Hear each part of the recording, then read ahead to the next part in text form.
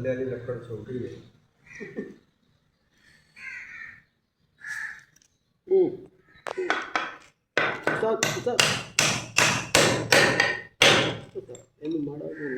अंदर कर देंगे आप कटो बाहर कटो कटो बस ठीक है।